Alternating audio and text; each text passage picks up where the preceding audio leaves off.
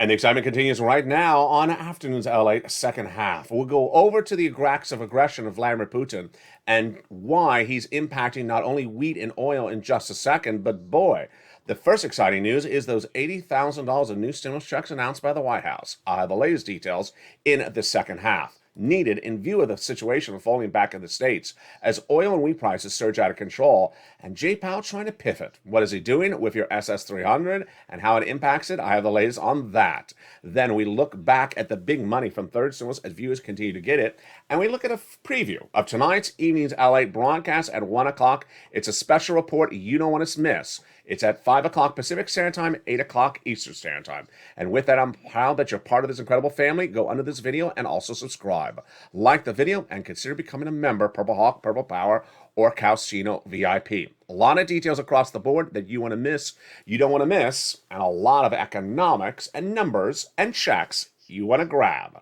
I have all those incredible details tonight at 5 o'clock Pacific Standard, 8 o'clock Eastern Standard Time with America's #1 most watched show in prime time for financial news, Lalate. All right, let's go into the situation unfolding with the SS 300. The SS 300 got a great pivot this week as the White House and both Joe Biden and the Chairman of the Federal Reserve, Jay Powell, said we're not going to lock ourselves down into a tightrope because we have a very fluid situation overseas. Great news. And that was the pivoting by both the White House and Treasury and the Fed this week. Jay Powell has the opportunity to lower inflation. And he lowers inflation by raising interest rates. But you want Jay Powell to do that after Joe Biden swaps COLA out for inflation as your new benchmark for SSI, SSDI, Social Security, and railroad benefits. SS 300 featured more tonight on Evenings LA is currently on a benchmark of COLA. When you swap it out for inflation, your benefits will go up about $200 more per month right now because inflation is tracking about 8%. But Jay Powell can't leave it at 8%. He's head of the Federal Reserve, and his job is to bring it down. And when he brings it down, then slowly it tracks down. But the great news is when you swap your benefits out for a higher benchmark, now you're locked into that higher benchmark. So that's why Joe Biden needs to make the swap right now. What did Jay Powell say about inflation of this week? And what was that clarity? And why did he go beyond what I even expected him to do? Jay Powell, your federal head of the Federal Reserve, seen here, actually picked up the message and said, I'm going to do a quarter basis point. I'm not going to do a half basis point, and I'm not going to do anything more severe just yet. He has 5 meetings in 5 months to determine how many interest rate spikes he's going to do. And for now, he gave us more clarity than we anticipated. He said, I'm going to do a quarter basis point this month. And next month, I'm going to also do another quarter basis point. I'm going to stay there for now until I know what's going on with Vladimir Putin. I'm not going to do more because if I do too much, then we may have an issue across the board. So he's not going to come in too strong on his push. He's only going to do a quarter basis point for now. That's why Joe Biden needs to make that phone call to the Social Security Administrator, say swap out COLA for inflation. I'll have more about tonight on the evening's 1-hour special broadcast. Now, out of nowhere, the President of the United States announced this week on Friday that $80,000 of new stimulus checks are going out. Are you excited? I am, because many of these checks involve items never featured before on this channel for programs that many viewers have always asked for since day one of this channel when it launched. Now let's understand the status of this program. 1, it's been announced. 2, it's been funded. 3, it will be nationwide everywhere except the state of New York. And number 4, it's not particularly live yet. So if this looks exactly like day 1 of this channel, when you saw me on the beaches of Hermosa Beach recording and saying, I got money for you for an EIDL grant about to go live. I got money for you for a PUA about to go live. It's just like this now. You need to grasp the information, take notes, and be ready to pounce, because this is not something you can stand at the mailbox and look for. This is money you have to physically get your pen, your fingers, and your keyboard ready to grab it. And when you do, you are going to clean up. What's at issue? It's a new program that will fund millions of Americans' households $15,000 to $80,000.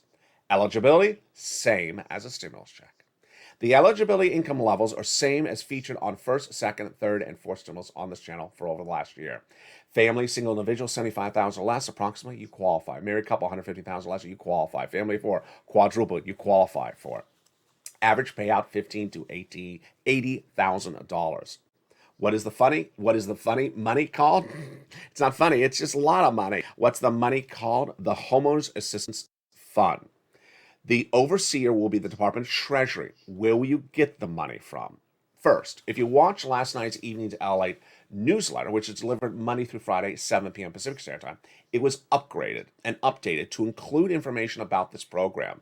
So if you're a member of this channel, open the newsletter that came out on Friday, and it's now going to have it every day, Monday through Friday, this updated information. It includes a link to the program and the program's mapping system and the program's application system.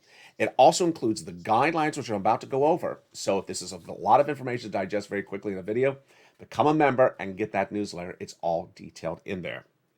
Eligibility will be for an individual who has a primary residence and needs assistance.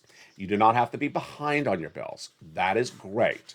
And the money is astronomical. It goes for items that many viewers have asked for over a year and a half of this channel and have never gotten the money for, like mortgage payments, homeowners insurance, association fees, utilities, home repairs, and other household expenses. Again, average payment is $15,000 to $80,000 in checks. This is in addition to the Build Back Better Act checks that pays you $50,000 to $60,000. This is in addition to the MSC checks. This is in addition to CR for stimulus. This is in addition to SS 300. And this is in addition to the big money that viewers are getting today, still from third stimulus. Now, have you gotten third stimulus this week? If you haven't, you need to, because third stimulus is still paying out, and it's paying out a lot of money, folks. The average view of this channel has gotten 45,000, and in the last week, viewers have gone beyond and beyond. What have they done? Viewers were told by me to usually get around 3 to 5 months of rent. And we've been doing this since third stimulus became law in January 2020. But now viewers are getting 11 months of rent, 9 years of rent. So where do you get that rent from? Follow along right now.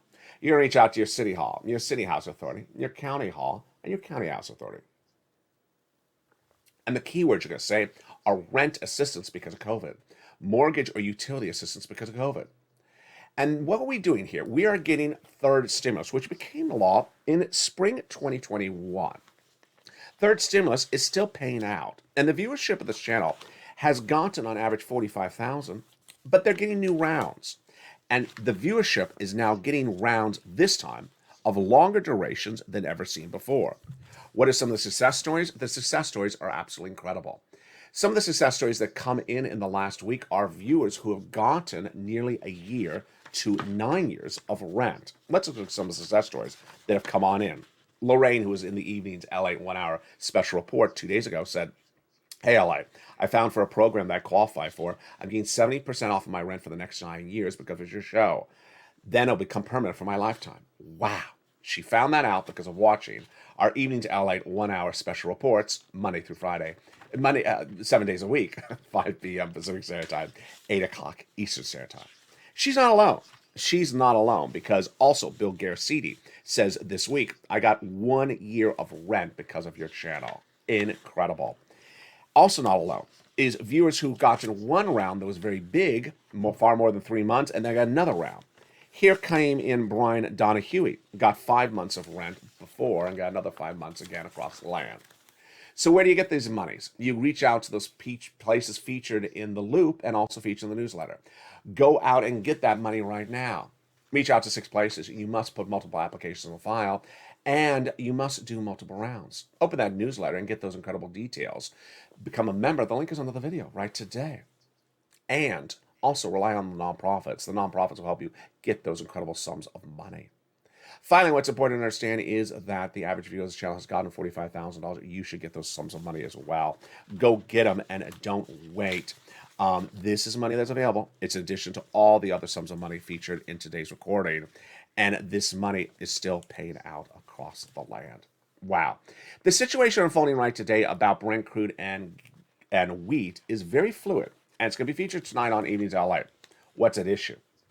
We need to stabilize our economy in view of the acts of aggression by Vladimir Putin. And because of the Ukrainian invasion by Vladimir Putin, wheat and oil prices are surging out of control.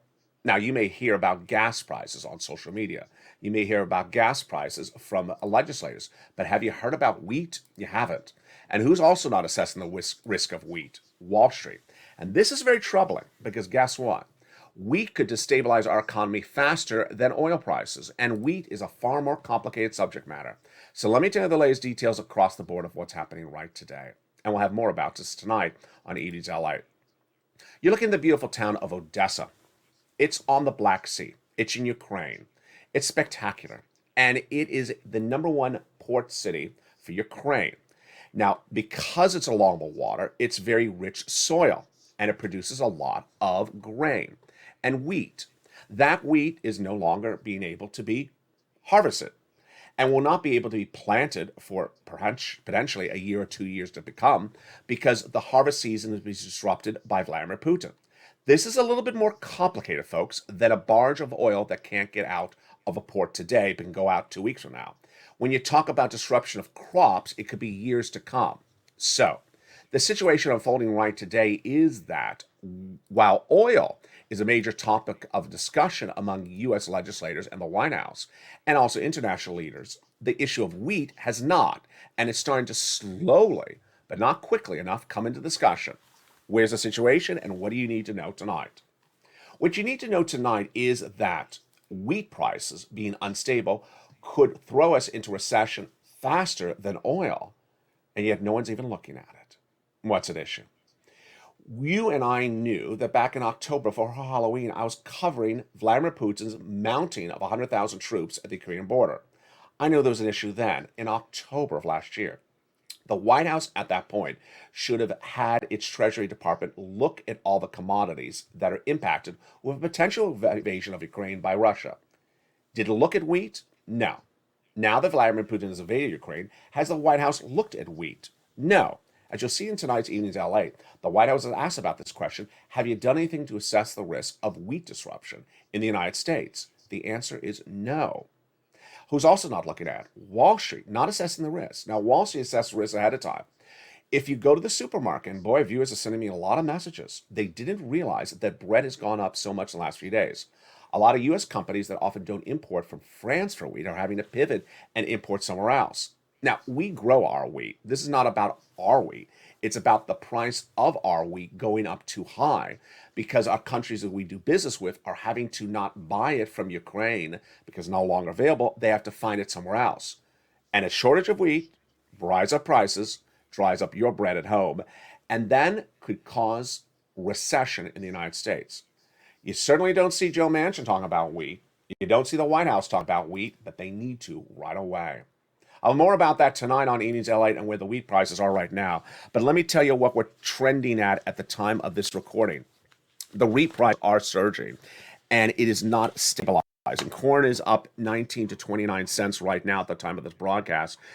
Of course, there's no trading on wheat on the weekends, but that is the current numbers right now.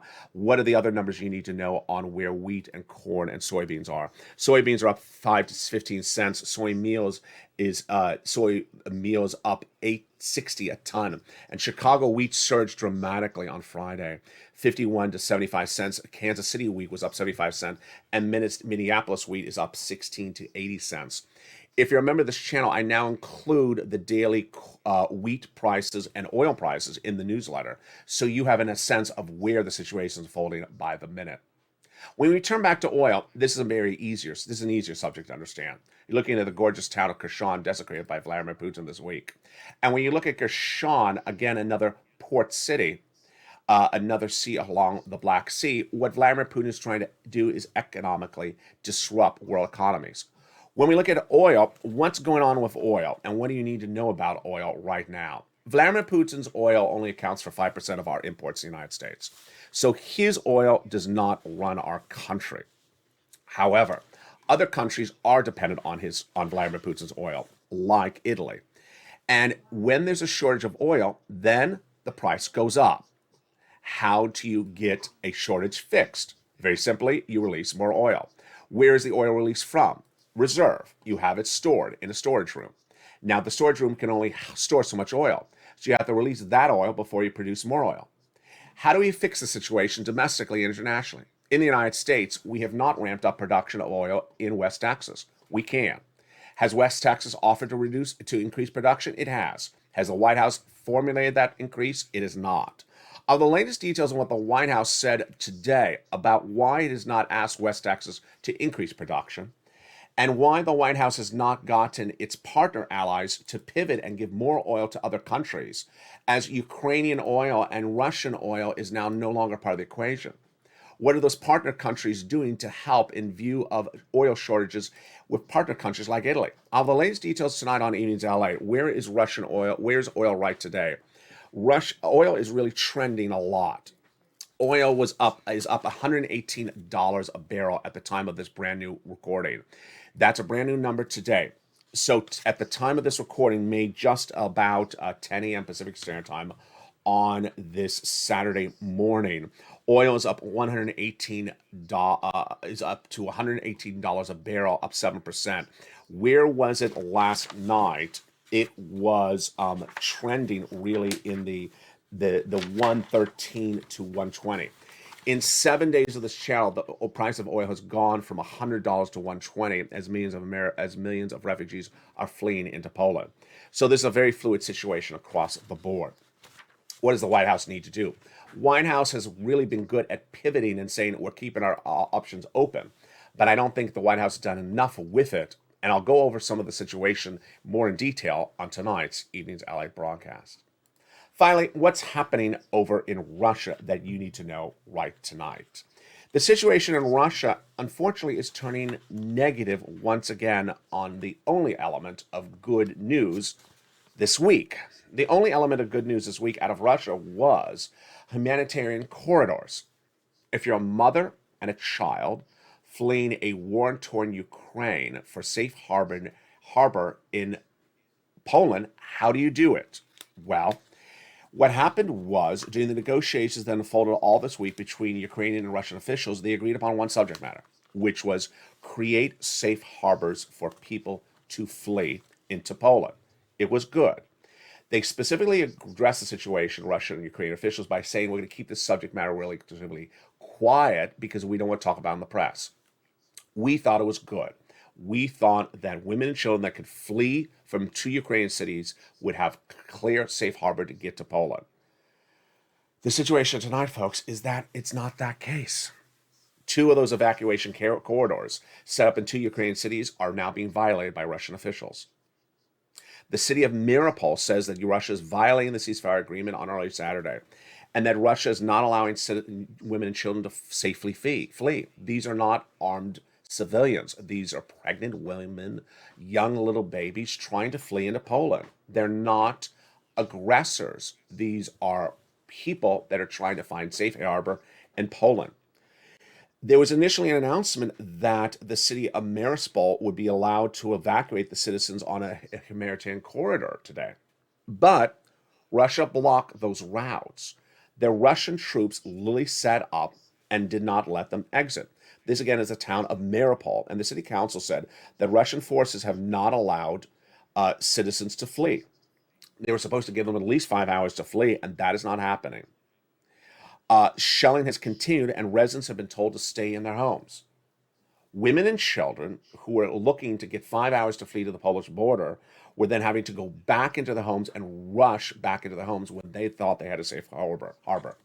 Imagine the imagery, which I'm not going to show on this channel, of what it looks like. There's shelling coming into your town. You want a safe harbor to get out. You want to flee into a neighboring country. You're told you got 5 hours approximately to get out. This is how you go. This is the direction you go. You can go. You start to head down that route, and then suddenly one of the two sides that negotiated the deal says, you know what? We're going to start shelling you. And you have to rush back in your house. That was the imagery that was so shocking. The city council on social media said, unfortunately, when we were already ready, the regular army of the Russian Federation began shelling along the corridor, the humanitarian corridor.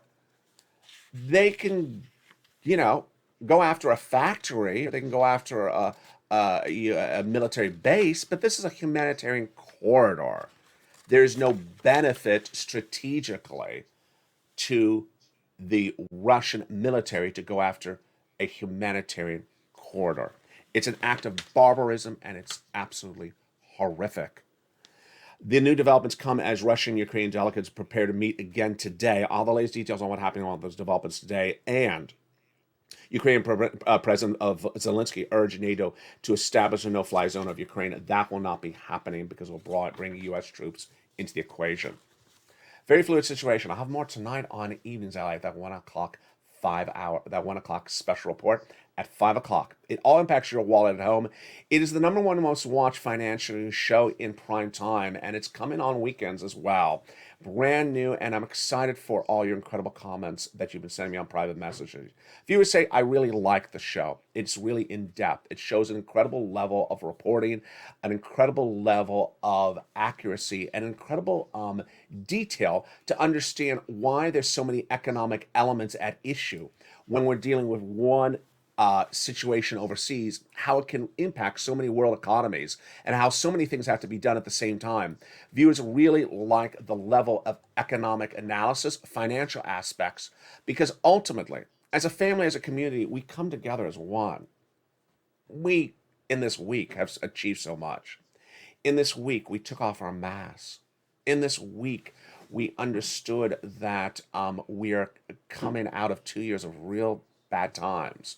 We have jobs being created, and yet we're worried about the price of the pump. We're being told by me on this channel, start to be worried about the price of wheat. We're worried about inflation. We're worried about other things. And then we're worried about uncertainty about this man. And it's a time like this that this community, as a Purple Power community, has come together so well. So I appreciate all your heartfelt thoughts, and I appreciate all your comments. If you have other comments as well, or success stories for rent assistance or anything that you want to be featured on Evenings Lalate, send me a private message. Stay informed, stay focused, have a beautiful afternoon, and stay with Afternoons for more.